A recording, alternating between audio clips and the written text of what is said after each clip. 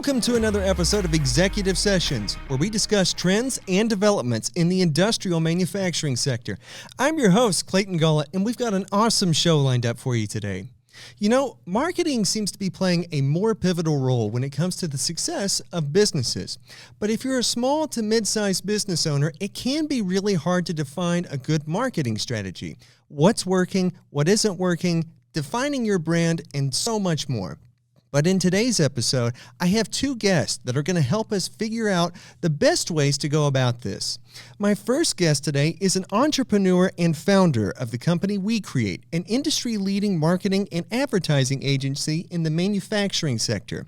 He's also the host of the manufacturing podcast, Manufacturing Insiders.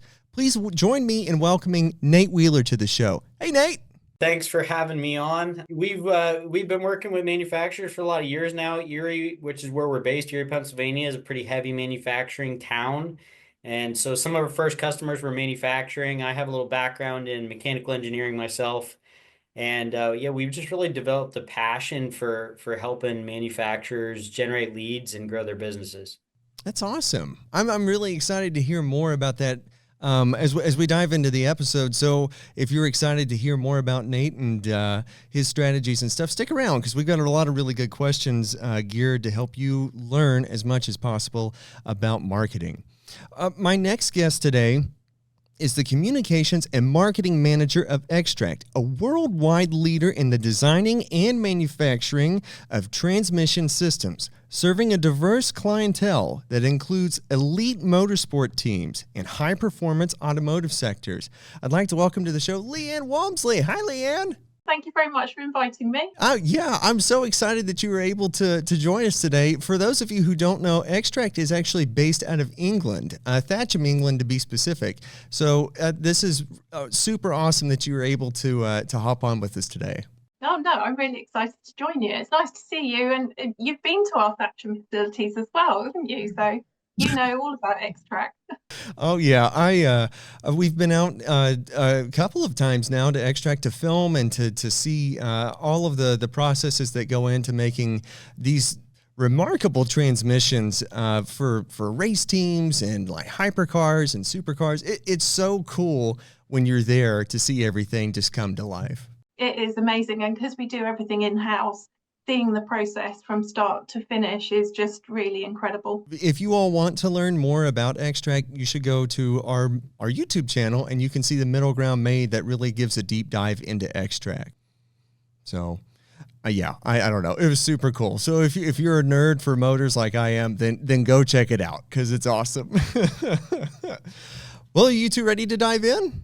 Let's do Absolutely. it. All right. Well, so the first question I've got is, people think of marketing as a B2C function, thinking of like giants like Nike or Apple, but what is the benefit of prioritizing marketing in the B2B manufacturing world? I think it's something that absolutely can't be ignored. We worked with hundreds of manufacturers. Almost all of them are B2B. And the ones that are successful and growing are putting a significant effort into marketing, primarily digital marketing. We've really seen a downtrend over the past decade or so of, some of the old techniques that used to work. And I'm not saying that they don't work at all, but, back in the day, people went to trade shows, they put advertisements in trade magazines. There was a lot of word of mouth going on. Right now, we live in a very hyper-connected world. And we also have to think about the younger generation of people that are coming into procurement positions and the older generations that's phasing out. And that younger generation is used to information at their fingertips. They're used to Googling, hey, who is the best, injection molding company in my state? Or, what is what's a precision machine shop that's in my town? And so they're doing these Google searches, and we have the data to support this. And so our job as marketers, and whether it be an external marketing company like myself or an internal marketing team like Leanne's, our job is to get in front of those searches. That's really cool to learn. I feel like the more that technology develops, the more dependent we become on that. Like you mentioned, there is a lot of downturn in the old ways. I'm from a really small town, and everybody, I used to work for a construction company, for example. They did no advertising. All that they did was word of mouth. And that's what carried their business, which worked in that town. But I do think that you're right, with technology becoming more of a forefront. Everything is a lot easier. You just Google whatever you need to learn, or whatever you're trying to find. And then in a quarter of a second, you've got your answer of a list, and then you can go from there. Yeah, and a construction business or a remodeling business, they have a visible product, a product that's visible to passersby, so they can put a sign out in the yard, and there's people that are going to say, oh, they did a really nice job on that roof. They really did a nice job on that siding. I'm going to give those guys a call. Manufacturers, I mean, you guys manufacture in the facility, it goes into boxes, you put it on a truck, and it goes to where, the end point. You're not getting any of that visibility.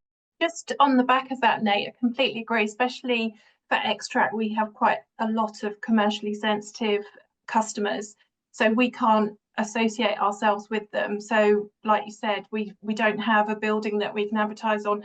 We rely on a lot of our social media presence, and because we are so well renowned in the industry, we don't really need to market for a sales perspective, as a lot of the B2C companies do need to, but we do use it a lot for brand awareness.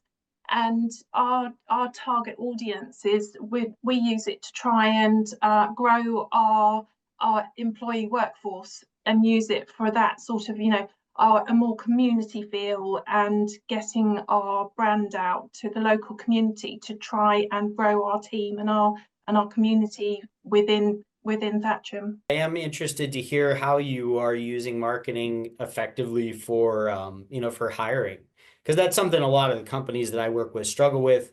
We've had some success there, but I'm always interested to learn what's working for other companies. Well, we've recently got a new recruitment manager who is very, very active on LinkedIn. So we do all of our recruitment internally. And since he's joined, the benefits of that LinkedIn connection that he has brought in-house have been hugely beneficial, and saved a lot of, obviously, as you can imagine, recruitment costs. Sure. Yeah, absolutely. So LinkedIn has been something that works well. Do you put ads on, Indeed? I guess I don't even know if that's a big thing in UK or. We've dipped our toes in things like that, Indeed and motorsportsjobs.com. But things, because our new recruitment manager is just so successful on his LinkedIn campaigns, we probably pulled a couple of those, just not needing the expenditure. That's awesome. How would you recommend a marketing newbie evaluate their existing marketing strategy? I come across this a lot because, like we were discussing, before we started recording here, a lot of manufacturers don't have a robust marketing team. And a lot of times when they do have a marketing team, I see them hire somebody straight out of college, which, obviously it's great for someone like that to get on the job training. The problem is there's nobody in the marketing or in the manufacturing facility to give them the training to properly do industrial or manufacturing marketing. So, the first thing that I do when I look at a manufacturer and say, how can we generate more leads for them? I look at their website. I say, and the reality of the situation is that more people are going to see you as a company on your website than are ever going to see your facility. So, and that's by a factor of thousands. So the point is, if somebody gets to your website and they get a bad impression and they say, this looks like a 10-year-old website, I don't clearly understand what this company does. I don't understand what their competitive advantage is. Their photographs, I can barely discern what's going on in them. That's a bad impression. And that is, that's somebody that's likely not going to become a customer. So that's the first thing I look at, is just visually speaking, is the website in good shape? The second thing I look at is this website set up in a way that it's actually going to draw in new business? For example, if you have, just back to the injection molding example, if you're an injection molder, number one, what's your competitive advantage there? Okay, so you guys do high volume injection molding. All right. So if you're a high volume injection molder, does your homepage SEO title in the heading on your homepage say high volume injection molding manufacturer? because that's what somebody's going to Google if they're looking to find you. So those are the first two things I would look at is your website visually attractive, and is it going to convince somebody to become your customer? Number one. Number two, is it set up to draw people in that are looking for your services? Good to know. Leanne, did you have anything you wanted to add? I think from my perspective, and especially when I joined Xtrac, my first sort of evaluation of where I could take our marketing strategy was looking at our different audiences and putting together a real robust matrix of who our key stakeholders were. Because when you look at communications, all of your marketing communications, your messages are very much the same, but it doesn't mean to say they need to be relayed to different stakeholders exactly the same way. You can't just put the same message out to everyone. So putting together a real strong matrix of who our key stakeholders are, who our key audience is, whether it be internal, external, potential customers, potential employees, was really, really important to me, because it's not just the message, it's how it's written and how it's portrayed, how it's transferred to your stakeholder, what channel is beneficial to each individual one. So coming up with that matrix was really important and a good stepping stone for me. So, Leanne, you have an extensive history. What, I think it was 20 years in marketing and communications? I do, yes. So I'm just curious, based off of your prior experiences before you came to Xtrac, or even outside of Xtrac, what metrics did you use to evaluate performance? So I've always done a very similar role. I've always been done both marketing and communications for smaller companies. Though I did spend 7 years working for Balfour Beatty as part of the team. So that really gave me a good insight to on-the-job learning around the whole sort of everything around marketing and communications. And that gave me good stead to take a lot of that knowledge into my next roles, where I was managing all of the team as such myself. But on how to measure, at the moment within Xtrac, we use primarily our social media channels and our website. So those two metrics to measure our success are very important to Xtrac. That's really cool to learn. I figured, like Nate was saying, when somebody who's very green that comes out of college, like they have the education, but from my experience, education definitely takes you up to a point, but experience is what you need at the end of the day. I do think having that background definitely helps with the experience. It definitely helps you develop. But when you come into a company being a seasoned veteran like you are, I do think that it gives you a very competitive edge against going up, say, against competition, or just in general, just reinvigorating a brand. I think also marketing is the sort of profession that you create very transferable skills, and you don't necessarily have to have the experience in the industry. So I came into motorsports and automotive very green. I hadn't worked in the industry before, but because of my experience that I'd learned throughout my career, those skills were easily put into place. On that note, can you walk us through the marketing priorities at Xtrac? Okay, so this year for 2025, my real big priority is to create a better and more robust social media strategy. We do use social media, and we've got we're on most channels, but I want to look at what we're currently doing and build on the audience that we already have. I also want to look at some other channels that we could potentially reach into and build our audiences on there. The other thing I also would like to look at is different content, more engaging content like videos, interviews with current employees, just things that are more engaging, because at the moment our social media is quite static. And you have such a great opportunity with social media. You can plan ahead, you can schedule it with different tools. It's an absolute no-brainer to just start building up a bigger audience using our social media channels. I think that that's a great segue because Nate, I've really been interested to get your perspective on this. Talking about the importance of social media's role in marketing and communications, how does somebody set themselves apart from their competition with so many ads and social media spaces just being flooded and so many people just paying top dollar to progress? Yeah, I mean, that is a challenging question. And I think where you need to start is, once again, competitive advantage. You know, with Leanne's company, they have a really unique product with a unique competitive advantage. That makes it relatively, I'm not going to say easy, but easier with a lot of the companies that we work with that are in, just service-based manufacturing. It's difficult for them to define what that competitive advantage is. And so you have to figure that out. And so you start by looking at your current customers. What do they love about you? Who have you worked really well with? What was the deliverable that you offered them that, that set you apart, that kept them coming back to you? And so once you have that, once you can really define who that target customer is, then you can create a message that, just like Leanne was saying, appeals directly to that segment. And so I think that's the big thing, because you can waste a lot of money on advertising, pay-per-click advertising, social media advertising. You can blow your budget very, very quickly if you're spreading too wide of a net.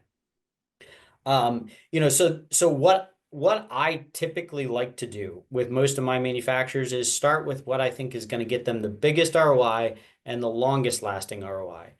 And I typically start with search engine optimization, because if we can identify that target market, then identify what that person is going to Google to find them.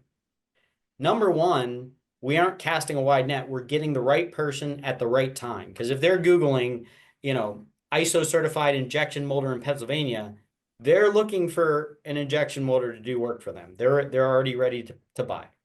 So you get the shortest point to that close, and you're not wasting a lot of budget. But there are companies that offer a very unique product, have a really unique competitive advantage that social media can be a great platform for them to pursue. So on that note, you're talking about the budgeting and the finances. If a company didn't have very much at all, maybe it's like their budget, maybe it's razor thin for marketing. Optimizing Yep. social media, the search engines as well. You had talked about that. What would be the most effective way to get the most value for your dollar whenever it comes to marketing? Yeah, I think if you had to choose one thing to do, it would be to write articles using very targeted keywords. And let me give you two examples. So the injection molder I was talking about before could write an article that says, we just added a 10-ton injection molding press. And basically they talk about the machine and kind of promote its capabilities. So their title is advertising a machine. It's not advertising a capability. The capability that press gave them was to do, multi-shot injection molding for large parts. That was the capability. If they had written that article using the capability instead of the machine, they would get traffic that is looking for the service. So the cheapest, easiest thing that a manufacturer can do is consistently generate content that focuses on the offerings that they have to their target customer. Leanne, I'm curious, based off of your experience, how do you, what would be the advice you would give? Like Nate said, Xtrac are really, really fortunate that we have that unique selling point that we design, manufacture, and assemble all our transmissions in-house, which is really unique. So we leverage this into all of our marketing because it's our USP. And I think for someone on a budget, very much like Nate said, again, social media is a free resource. You don't need to use the advertising tools. Social media do it for you. They have so many groups and different areas that are dedicated to the industry or to specific professions. You just need to pinpoint your audience and the right targets. look for the right groups and then engage with them, and your audience has already been created for you. Social media has over 5 billion users currently, so you've got a massive pool to dip into. Definitely a couple of people who use social media. Okay, this one I want to get both of your perspectives on. The advice that you would give to a company who is trying to start establishing their brand, but like we've already discussed, is really kind of the idea of being able to, somebody hops on Google, they type in performance transmission. I don't know if that's how it works for Xtrac, but I mean, you've got that, or you've got injection molders, for example. And these are different people who are trying to break into these worlds. What would be the advice you would give to them to really kind of go about setting themselves apart and really establishing a brand from the ground up? I think Nate will probably go a bit more into depth than this, and probably a bit more digital. I'm going to go old school. I would say from some of the companies that I've joined, Clayton, and where I've joined, sort of they're well-established companies, but something simple, just like a branding guideline document, they don't have in place. And it just makes your life so complicated, and having to go back and rejig and rebrand so many different documents. Just starting off with a very comprehensive branding guidelines that you can share with your employees or anyone else you work with makes your life so much easier and consistent and professional from day one. And it just means from everything, from social media, from internal, from the brand, it's just imperative, I think. And an example for us, when we go out to support trackside at races, our customers' feedback say it's absolutely brilliant because they can spot an Xtrac employee from miles away because of our green polo shirts. So as much as green isn't everyone's colour, it's been the Xtrac colour since we were created in 1984, and it's just something that has stayed with us and is part of our brand. So I really would encourage just spending that extra little time at the beginning to create those foundations. It will make your life so much easier. That seems like fashion does play a role for all of you who don't think that marketing and fashion don't go together. Nate, I'm curious to get the new age perspective. Yeah, so I completely agree with Leanne. Having your brand guidelines nailed down is very important. I kind of consider that to be level 2 marketing, and a lot of the companies that I work with are still back on level 1. So the other side of that coin is I've seen companies that make millions and millions of dollars that have absolutely horrendous brands. So I agree with Leanne that is, you need to do that. You need to have a good brand. You should have a good brand. But do you need to? Well, a lot of the companies that I've worked with, they're just not going to adjust their brand. So I have to work with what I can. So I think that the most important thing that a company that is just trying to get off the ground with marketing, maybe they're relying on a couple customers that are giving them a lot of business, but they feel really unstable because they're not getting anything new in. I think the most important thing for them to do is, once again, define exactly what they're good at, what their customers are currently hiring them for. Translate that into a very specific keyword set and start writing about it. Start writing articles about it. If you can create keyword sets, if you can identify keyword sets that are low competition, and there's a little bit of a science to this. I can teach it. I've had to put a lot of videos on my channel about how to do it. But let me just give you a quick example. So if you're a machine shop, okay, in Pennsylvania, there are thousands of machine shops in Pennsylvania. So if you're trying to rank for the term machine shop in Pennsylvania, you're going to probably have a rough time if you're just getting started out. You're going to be position 90 or 100. So what I would do is shrink down your geography, turn that into a keyword set. So I would say precision machine shop in Erie, Pennsylvania. Now all of a sudden you shrunk your competition pool down to a couple hundred. you've increased your likelihood of ranking for that keyword set. So the reason why I'm saying to start here, if you haven't thought about brand, if you haven't thought about any of that stuff, start here. If you can get good at choosing the right keywords that are low competition and ranking for them, you're going to start to get business. That's going to start to allow you to invest more into the image of your company, into your facility, and your machinery, and all that stuff, and expanding your capabilities.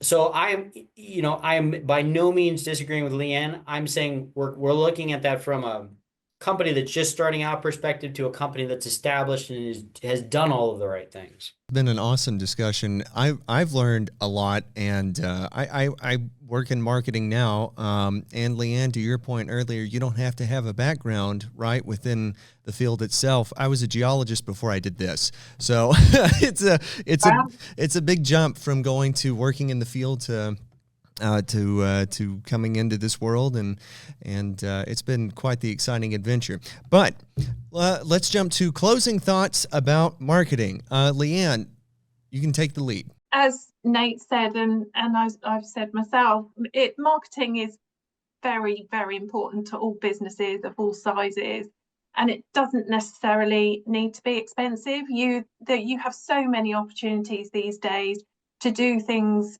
even with a very, very tight budget, and just to be able to utilize those and expand your brand awareness. Awesome. Nate, let's get to your final thoughts. Yeah, I mean, pay attention to your website. I think that's very ignored by a lot, a large percentage of manufacturers. But I would just go back to my previous statement that more people are going to see you on your website than are ever going to see your facility. I see a lot of manufacturers that, good on them, they have these ultra clean facilities with visual displays, and they put a lot of effort into their building and machinery, but they forget about all of those thousands of people that are seeing them online and not at their facility. It just goes to show the power of social media or word of mouth seems to be just as important these days. And these are two companies that have leveraged that to success, and whether that's establishing brands with wonderful fashion design and word of mouth, or if that's using the new age of technology and the media that is social, if you will. Trying to think of a way to make that more eloquent these days, but I just want to say thank you for joining us for another episode of Executive Sessions, and make sure to subscribe to our podcast on audio streaming services and our YouTube channel. Be sure to hit that notification bell so you never miss an episode. Also, be sure to check out Nate's podcast on Manufacturing Insiders on Spotify and YouTube. He's a wealth of knowledge, and like you heard it here today, he's got a lot to teach. A big thanks again to Leanne Walmsley and Nate Wheeler for coming out because they have super busy schedules. We really appreciate you guys being here today. Thank you. Nathan. All right, well, that'll do it here for us today. Join us next time when we discuss more about trends and developments in the industrial manufacturing sector. This has been Clayton Gullet, and I'll see you guys on the next one.